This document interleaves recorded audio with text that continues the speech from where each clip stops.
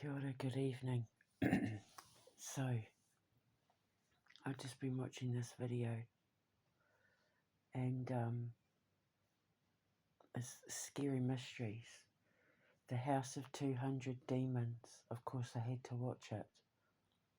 And about 10 minutes in I was gagging to make this video and I had to just hold off until I watched the whole thing.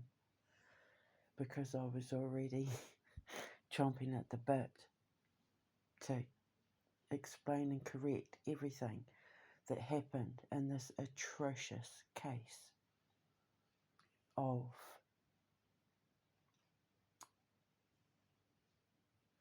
feeding psychosis and mass hysteria. The Ammons family, Latoya and her mother Rosa, moved into this house in Indianapolis, Gary, I think. Why is there always stuff going on in Gary, Indiana? Have you noticed that? I've actually been through Gary, Indiana. We stopped there and stayed overnight in Indiana. And we went through Gary, Indiana. We might have even stayed on the outskirts of Gary, Indiana. And it did have a weird feeling about it, but a lot of stuff always happens in Gary, Indiana, and that's where the Jacksons are from. Anyway, I digest, as Pearl would say. So the Ammons family is made up of the mother, Latoya, the grandmother, Rosa, a 12-year-old daughter and 2 sons. The second the guy on Scary Mystery said 12-year-old daughter, I thought, here we go.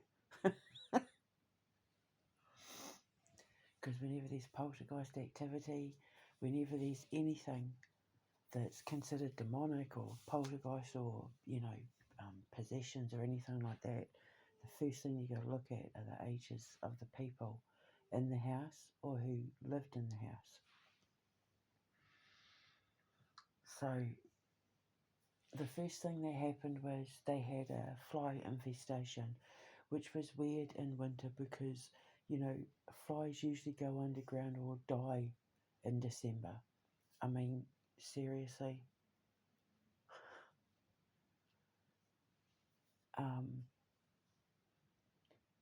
Wherever there, because they were like, there was nothing rotting and there was nothing but it's like, they could have come in from the back of the yard, they could have come in from like under the basement, and that's important to notice because later on they were talking about like a bare batch of soil in the basement, because remember he says in the video, flies usually go underground in the winter, or they die, and then they mention about this bare patch of dirt under the house, so that could possibly have been where the flies came from. It might have been a particularly warm day and they thought, ooh, however, indigenous people would know as well that if that was to happen, it would be the news of a death, like when you hear a owl hoot at night. Well, during the day as well, if you hear an owl hoot and you're not in the forest, it's news of a death. Well, the same thing with flies. If flies suddenly appear out of nowhere, if you get like like in this case where it's kind of like a bit weird, but you're able to get rid of them, which they were able to get rid of them, it's news of a death. Now, interestingly enough, they then did experience a death in the family, a death in their family. And then all hell broke loose, pretty much. So then, they were reporting feeling sick. They were hearing footsteps going up the basement. Well, yeah, if it's a time bend, time bends are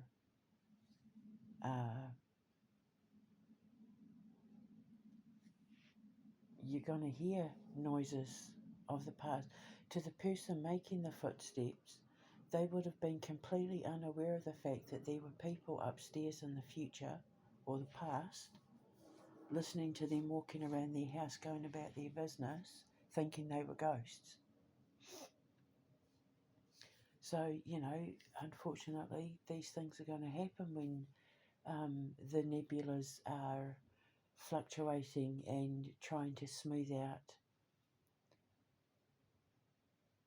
evolution, of the evolution of the universe, to push it along nicely and smoothly and iron out glitches and stuff. And these sort of things, when you have the ghosts and the hauntings, time lapse, glitch in the matrix. It's like a time glitch. You've like a needs to be like sanded out, like sandpaper. So yeah, so they were and stuff. And then one of the children reported seeing someone coming out of the closet, or they saw someone coming out of the closet and going into the living room and pacing up and down the living room. And when they turned the light on, no one was there.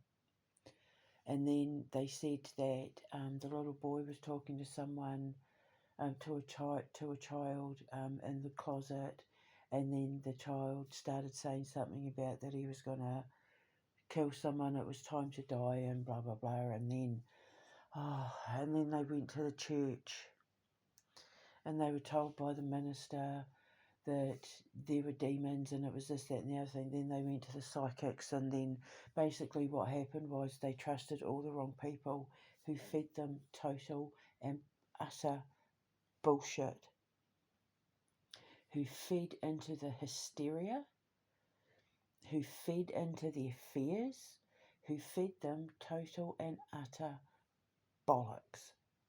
And it ended up setting off a chain of events that affected everybody in the house, and even like police officers and stuff got pulled into it magnetically.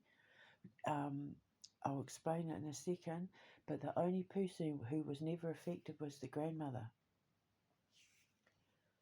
She was never, because her faith and her understanding and her strength and all that was such. She was obviously a logical woman. She was obviously someone who couldn't be easily swayed. She was more logical and, believed in logic and doubt and reason and faith and all that sort of thing. So nothing affected her, only the mother and the children. So now, then they started saying that they were feeling dizzy and nauseous and shaking. And so, because obviously now they're starting to suffer from psychosis and mental breakdowns, because they've had it implanted into their already fragile minds, that they were possessed. So then they believe it. And, Rene Descartes, I think, therefore I am. If you are told you're possessed, you're going to think you're possessed, you're going to act like you're possessed, which is exactly what happened to the children in that. Watching all the adults running around hysterical, planting things in the minds of fragile people, the kids are then going to pick up on it because, kids take cues from their parents. So obviously what you're looking at is a single mum, with a teenage kid who's had to pick up and start a new life for themselves. And whatever life it was that they left behind, they hadn't dealt with it. There was no closure. There was no letting out of grief. There's obviously going to be childhood traumas because you're dealing with a 12-year-old as well. So she's entering puberty. She's had all this upheaval in her life. And then her mother's fed this hysteria and all hell breaks loose. They created their own hysteria.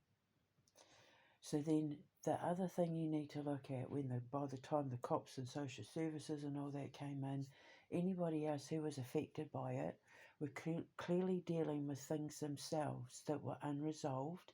psychologically, that when they entered into that heavy atmosphere, it triggered their own insecurities, it triggered their own unhealed wounds. Now, as I always say, when you're dealing with poltergeist activity, when you're dealing with this exact kind of stuff, there's one or two ways you can go about it. Is something needing to be crossed over? Is there something trapped that is calling out for help, which in this case there is a possibility? Or is it something that is psychological based, that just requires people letting stuff out and getting stuff off their chest and dealing with unresolved issues in that, and then completely cleansing the property, which is also a possibility as well. But you always start with the history of the building and then the history of the land. Bearing in mind, they were talking about someone coming out of the wardrobe and pacing up and down and talking about death and murder. So the first thing you would want to look at was there any murders in the house? Was there any unexplained deaths, any mysterious deaths? Was there any history of violence in that home, either in the home or on the land where the home was built, or, within like the houses next door and the house at the back and the house at the front kind of thing? You need to investigate the history of the land and the history of like the four corners basically of the property. Were there any murders? Were there any unsolved murders, unexplained deaths? Because if that's the case, you're looking at one of two things. The kids were picking up on it, and the person pacing up and down the living room could have been the murderer, or, the one that was about to be murdered, or, so you absolutely need to thoroughly investigate the history of the house and the history of the land. It could even be someone that used to live there who experienced a murder. It could be I don't know, when the flies came and then the people suffered a death in the family, was the person murdered? If they were murdered, this could have been them trying to reach out to say this was the case. But you need people that these families can go to, like me, who know what they're talking about.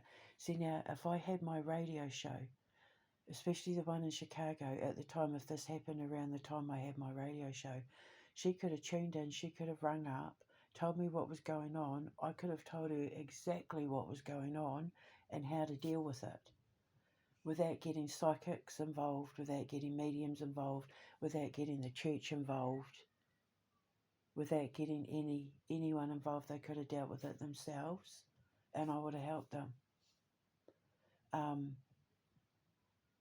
So then, if it turns out that there was a murder, if it turns out that there was like an unsolved murder or something like that, then you could very well be looking at the fact that whatever the kids were talking to and that were calling out for help. They were trying to draw attention to the fact that there was the murder, or, they wanted their voice heard. They wanted everyone to know what was going on. And that's the case. Once they do that, then you can cleanse the property, you can shut everything down, and you can let their soul cross over, right? But if it turns out that it's,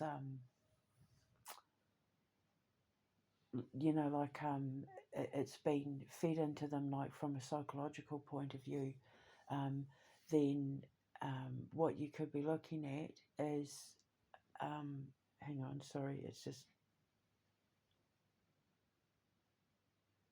there was just spooky because the cat was screaming outside. God, the video I made this morning, it was that weird bird that may have been some sort of falcon. And now I've just heard a cat go, spooky. Yeah, so,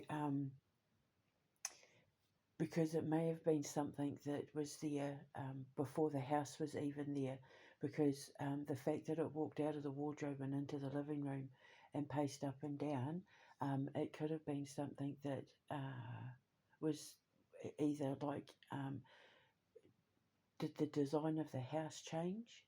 Or what was there before that particular house was there? Because it sounds like whatever they were dealing with that was coming out of that closet may not have even, it may not have been a closet to them.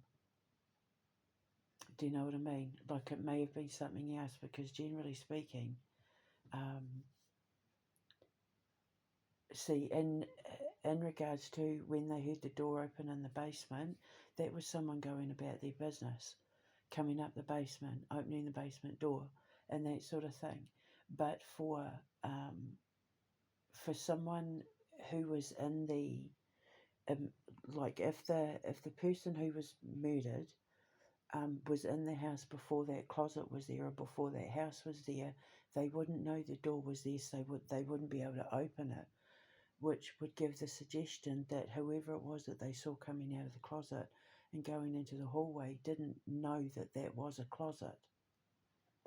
You know, they were walking through it, and then through time and matter colliding, as the frequency reached enough of the pitch that the person who was in the child that was in the bedroom saw the quote unquote apparition, the forces pushed the door open, and it looks like the door is being opened, but it's not. It's the forces of physics working against each other in order to split time apart, so that the past and the present can collide, and so that collision will move objects and push doors open, because then it's like matter hits gravity and creates movement from the impact, and then that's kind of like what tears time apart, so that the past and the present and the future can meet all at once. It's pretty cool. But of course, instead of people studying this sort of thing, they get social services involved, and they get priests and cops, and it's utterly with psychics and mediums and all of that. The interesting thing is, when the family was separated, the activity stopped. When they came back together, it started again. The boy walking backwards up the wall, I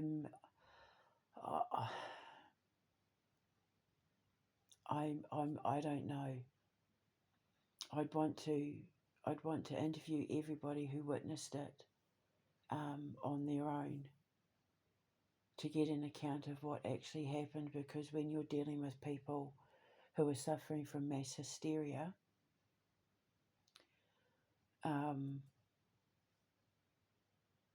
a lot of things, did he back up against the chair and stand on the back of the chair, and to them it looked like, because they were seeing things from skewed views, did it look like he was climbing up the wall?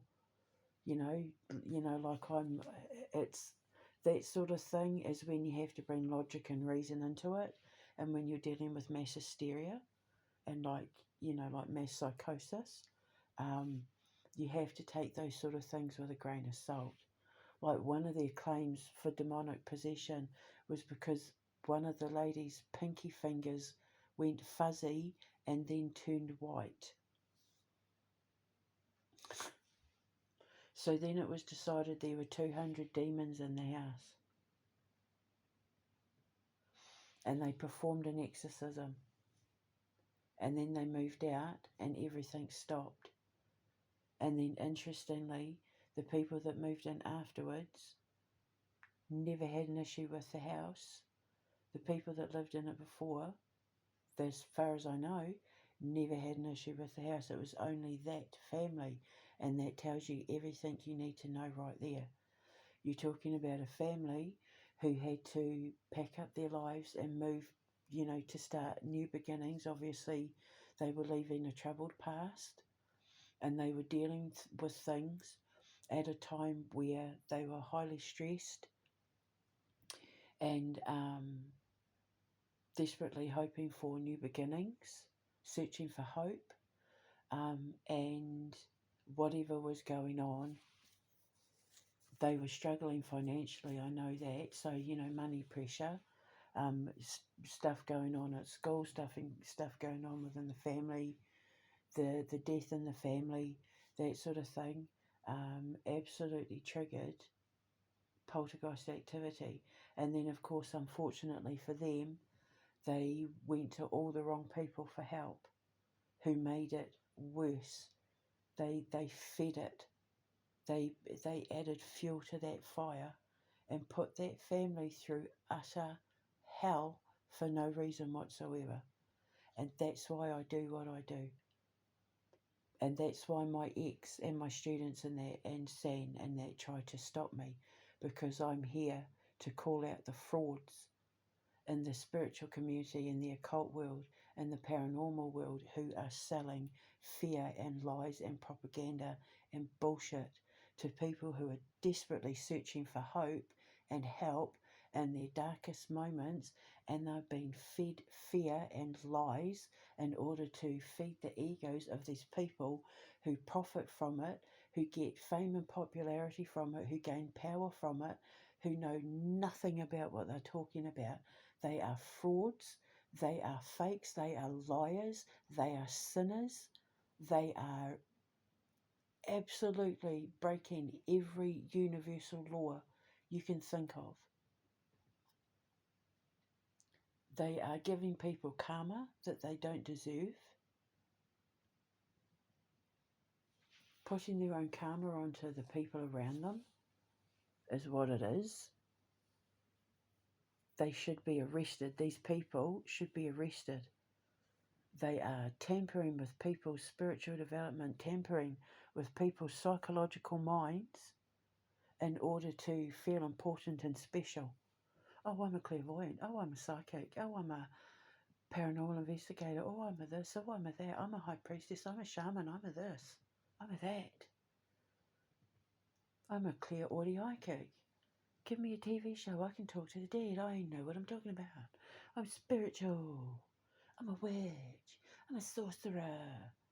And they're all frauds. Every single one of them should be arrested. There should be laws put in place to stop people from taking advantage, taking financial and emotional and mental advantage of people seeking, people who are spiritually sick, who need spiritual healing, people searching for hope and faith, and questions and answers about the afterlife and this life and the whole meaning of it and why they're going through what they are, and what is faith and what is religion and what is the paranormal and what is the supernatural. People should be able to go to the right people and not have to worry about con artists like these people in this situation here, taking advantage of the grieving and the suffering and the hurt and the fearful and the afraid and the hopeful and the ones who have given up on life, on having faith, on God. There should be laws to stop these people from, you should have to pass a test if you want to make money to call yourself a medium and a psychic and all that. I'm telling you, every police department should have an occult department, so that there's cops trained like me to go around shutting these psychics and mediums and paranormal investigators and, like the Warrens and all of that, should have been bloody locked up as far as I'm concerned. Biggest con artists on the planet as far as I'm concerned. The absolute fear that they instilled into people's lives for no reason whatsoever other than to feel important, in order to feed their own egos, to make out like they were the specialists and the foremost experts and stuff like that. And all they did was feed lies and fear and bullshit, and just dragged out unnecessary psychological trauma for people that didn't need to be there. Now, that poor mother Latoya, after they did the exorcisms and that, obviously it grounded her again. It made her deal with some things and resolve some issues enough that when they moved, after a few weeks, she was able to find peace again after the nightmares stopped. She was plagued by nightmares, and the nightmares would have all been because of those bloody psychics and spiritual advisors and that person down at the church and the priests. Absolutely, the priests. Oh, it's Beelzebub, and it's this and it's that, and he's the devil for lust and greed, and um okay, so did Latoya know that? Did Latoya, before this all happened, did she know that that's who the devil, what the devil was for? In which case, was she dealing with someone's envy that they had more money than her, and was that her demon? Is that what they're trying to say? Or did she not know who Beelzebub was? Because if she didn't know who Beelzebub was, then that was her demon. It was the name to the face that the priest was able to give her a name to her problem that was enough for her to soothe her psychological mind, which is why you can't completely rule out religion when it comes to dealing with people's spiritual healing and spiritual sickness. Because if the person you're dealing with has come from a religious background, and it sounds like the grandmother Rosa, it sounds like she was a woman of faith, a woman of God. So there would have been that instilled in Latoya anyway. But how much did she know about the demons and devils and that? Like, I don't know. I'd have to sit down and talk to them. But in some cases, when you're dealing with quote unquote possessions and exorcisms and that, when it doesn't work, you usually find it's because the patient or the family either don't believe in God, or they gave up in God, or their faith in God isn't real. So then you have to come at it from a psychological, emotional angle and leave God out of it. But in cases like this, you need God. But you need people to deal with these sort of things that actually know what they're talking about. It's kind of like, it's like a catch-22. They went about it eventually where the priest at the end was able to at least do something to soothe the mother's mind, and when he soothed the mother's mind and gave her an answer that was good enough for her, it brought her peace. Which tells you, and then because everything stopped, which means that more often than not, in this case in particular, the root cause of the problem was the mother. So it was stuff the mother was dealing with. It was things that the mother, maybe she was dealing with, like for example, I don't know the situation because it wasn't mentioned and I haven't looked it up. Had she broken up with the kid's father? Had he found someone else? Had she lost her job? Had she had, bankruptcy, that sort of thing? And then she's taken all of that grief to the house, and instead of, because it sounds like what she was trying to do was just do her best to keep her family together and provide a stable home for her kids, because she's a loving mother. What she got put through with social services, and that was completely unnecessary. This is why the governments and that need people like me.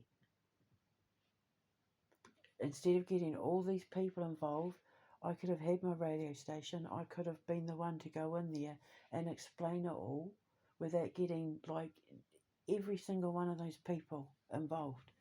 I could have just dealt with the mum, the grandmother, and nobody else, and it would have been completely dealt. I could have explained it all. I could have helped, the mother open up and express the stuff, because it sounds like whatever it was she was dealing with, she was keeping it to herself, not wanting to put that pressure on the mum, who's the matriarch, who was just trying to look after her daughter and her mokos, her grandchildren, while trying to pay the bills and feed the kids and protect the kids from whatever it was she was going through. The the teenage girl was picking up on it. They were all feeding off each other. And then, of course, the younger kids, being completely sensitive to what their mother and grandmother and that are going through, picked up on it. That poor family, the Amon family, were put through unnecessary trauma, psychological trauma and PTSD, because the wrong people fed them fear. And I just personally think there should be laws. They should be able to ask for their money back. There should be investigations into these people. There should be tests. You should not be allowed to just go around calling yourself a high priestess, a shaman, a sorceress, a witch, a clairvoyant, a psychic, a medium, an intuitive clairvoyant. Like that, you should, if you're going to make money from it, you should have to pass tests. Because anyone I employ will be. There should be certain standards as to how these people who work in the spiritual arts or the occult are allowed to deal with the public, and how they deal with, trauma, and the way that they do their readings, or the way they present their findings. In that, there has to be a level of psychological balance. They have to be like corpus mentis. Some of them aren't corpus mentis. Some of them completely ride on the fame, the power, the control, the title. And I just think there need to be laws put in place. And then, these frauds need to be held accountable, because it is absolutely unacceptable that poor family was put through all that torment and had to move and everything because a handful of morons who didn't know what the hell they were talking about fed them lies and basically stirred the pot to perpetuate the myth that they were possessed by 200 demons. 200 demons. Just randomly 200 demons, because her pinky went fuzzy and turned white. That was 200 demons did that. And then now people are making videos about it, and then people watch it and go, oh my God, oh my, and then they get scared, and then they believe it. And then that's those psychics and spiritual people and that person from the church and all of that have then fed and spread all that darkness and fear and toxicity to everybody watching the video that will believe it. The man who made the video, I mean, whether he believes it or not, I don't know, but he's making the video about it, so he's putting it out there, not knowing that the people who watch it are going to be freaked out, terrified, scared, have nightmares, then start feeling like paranoid. They'll start experiencing, I watched that show, like I watched that YouTube video, and then that night I experienced this, this, and this, and this, and that all came from those moron people from the church and the psychics that they went to. Started all of that and spread all that darkness. So all the videos that have been made about their case, including the one, I'll put the link in the description box below, that I was watching, all of the people, all those videos that have been made, all the websites, that write-ups, everyone who's discussed it, all the people who have believed it, who are terrified and fascinated by the case, and have been affected by it, were all affected by it because of that one person from the church and those two psychics caused all that damage. And I personally think that people like that should be held accountable for causing all that damage, because it's psychological warfare. It's mind control. When you're controlling the way people react to things that you plant in their head, that's mind control. And there are universal laws, there are breaches in contracts when it comes to what you are allowed to put in the minds of other people. And this got fed all the way down to children who became affected by it. They psychologically traumatized children in order to feel important. And so that's why God created me, the occult scientist, because now I can explain it all. Now, in regards to the levitation is a really interesting one, because some accounts it has been admitted to have been fraudulent, like with the Enfield ghost. The levitation was fraudulent. It was like a setup, for the kids it was a setup. The kids admitted to faking a lot of stuff, but there was also, like things to do with perfect timing and misunderstandings and camera angles and blah blah blah. But the levitation with the Enfield ghost was fraudulent. So in some levitation cases it is fraudulent, but in other levitation cases what you're actually dealing with is, in this case you were talking about a small child who was asleep under a blanket, and what people were witnessing was the child having like a docking issue, watching astral travel, they were watching the soul of the child leave the body after the child went to sleep, so that the soul could go off in astral travel and join the creation frequency and become a part of dreams and visit friends and family from the past, from past lives, and go and join the ancestors, in the creation frequency while they're asleep. And they would have witnessed it. They would have seen that. It's the same thing as when you see partially see-through spirits, what you call apparitions, the ones that are slightly see-through, and you might just see their silhouette and they're slightly see-through. You're watching someone who was asleep in the house astral travel. Because when we sleep, our spirit, our soul leaves our body, right, to go off and astral travel, to go off and be with our ancestors, to go off and be with our deceased loved ones, to be with our relatives and loved ones in our past lives and all of that. We get to be and exist in time all at once when our spirit leaves our body, when our consciousness leaves our body. And it rises, your soul rises. Everyone knows that when you die, the soul rises.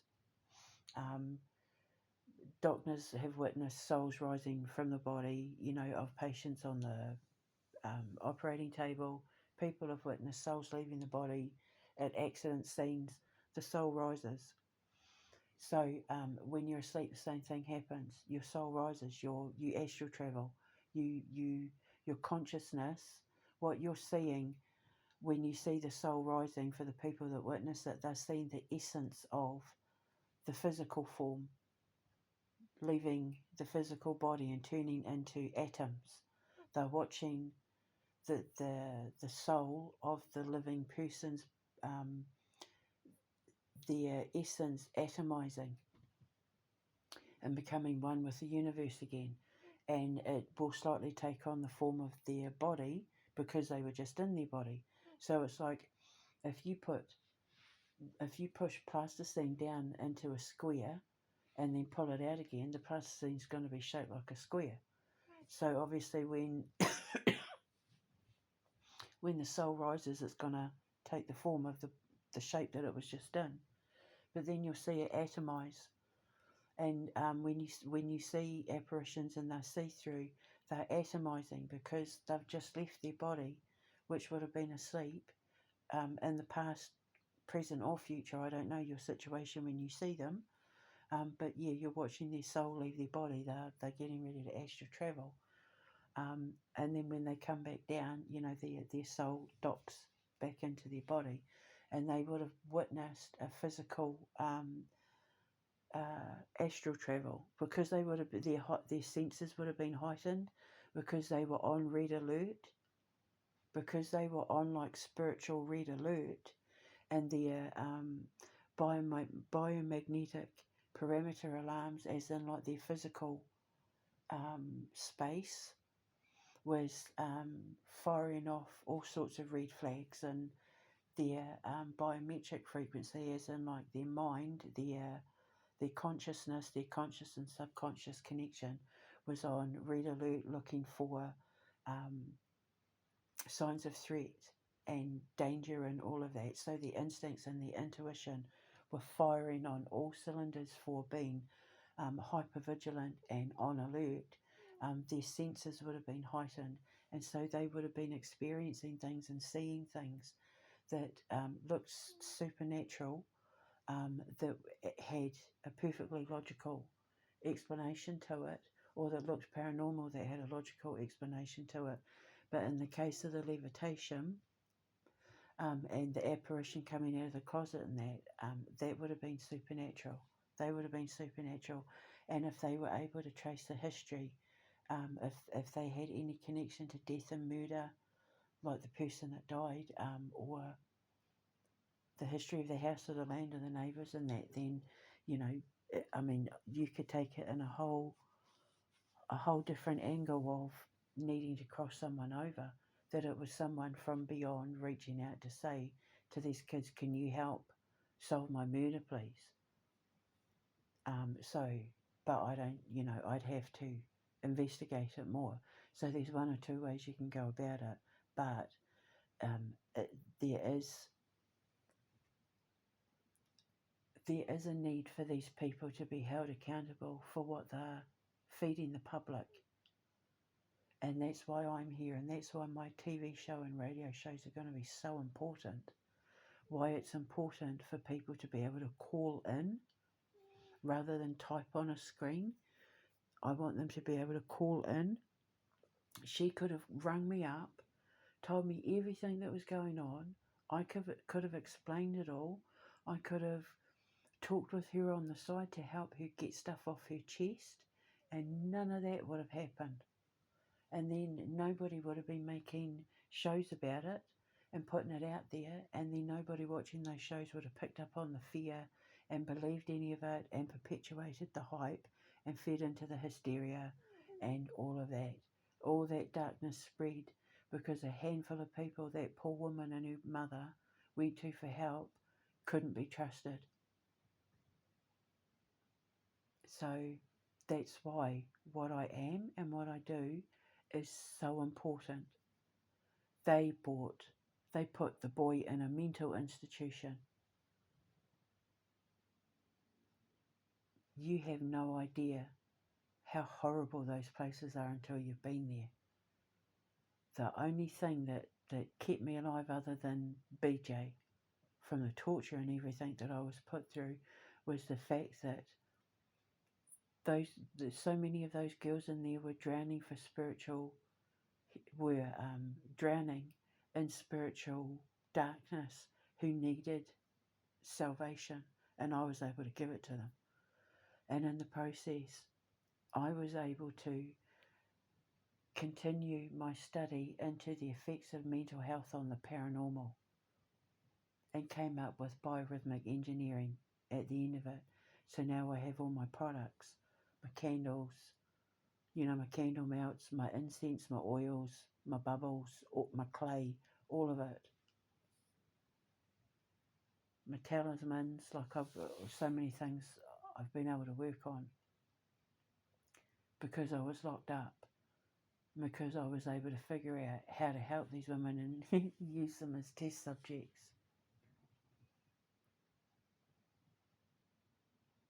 So everything happens for a reason, eh? I learnt a lot. I learned a lot that I was able to use once I was able to heal myself from what I was put through, and they put a child through it, all because someone from the church and two fraudulent psychics fed them a lie. A little boy was put in a mental institution. Her children were taken from her and put into care, and she had to fight to get her kids back because of people from the church and fraudulent psychics. And none of them were held accountable for it either.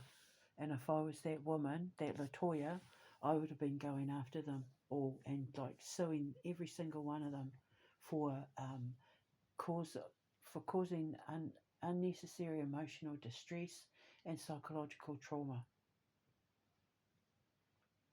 By the time my shows start going out on air, I'll probably become the most hated woman in the occult world because I am going to shut millions and millions of fraudulent psychics and clairvoyants and mediums and witch doctors and high priests and high priestesses and sorceresses and witches and all of that down. All the fake ones, all the fraudulent ones. I want people to listen to my shows and turn around and look at their medium that they go to every month or every week or every year, or their psychic or their whatever, and look at them and go, but you told me that my mother blah blah blah blah blah, but what she said actually makes sense, and you charged me $400 for that, and she said all I had to do, or all that was blah blah blah, and you charge, and that's what I want. I want people to look at them and go, huh, well, why did I pay you $4,000 to do what she just did with some clay out of the ground? That sort of thing. That's what I want. I want these people filing lawsuits, and because some of these people, some of these cases I've worked on in the past have been taken for tens of thousands of dollars. It made me so angry. That's why I became an occult scientist. It's why I wanted to have all the answers, because I had people coming to me saying, can you help me? I paid $250 or £250 or whatever to go to this psychic or this medium or this witch doctor or this blah, and they told me this and this and this. People who took out second mortgages, people who took out their entire life savings to leave their money under a bridge that got stolen by a psychic and her mother. I kid you not, they took all their money that they were left from their husband and put it in a boat under a bridge to get rid of the demons that were haunting her, and it was all a lie. And now they're on the last I knew, they were, the mother and the woman were on the run. It disgusts me. Because my need for justice, I don't like injustice, so I have to tell people the truth. I have to tell the truth. I fear repercussions of things, but when I see injustices like that, especially when it involves children, when it involves innocent people, when it involves vulnerable people, whether that's because they're grieving, because they're literally vulnerable, or whatever, the suffering, the grieving, the people looking for hope and stuff, when I see that kind of injustice towards people like that, it just, I can't not do something. I can't not say something. And in this case, this is my area of expertise. So now I say something. Now I'm putting it out there. And so hopefully people can learn and, avoid being victims. And if you're not sure, come to me. That's what I'm here for. So yeah, I'm going to be shutting some people down like you wouldn't believe. But then it leaves space for the genuine ones. I'm just going to have a drink.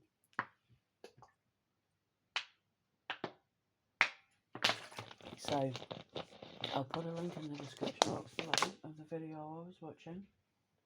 It's no judgment on the guy who made the video, Andrew. I adore him.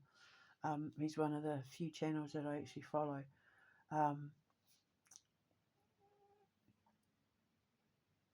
And, you know, without him making his show, I wouldn't have known about this case. So he's helped me. But I don't think he's ever going to watch my video.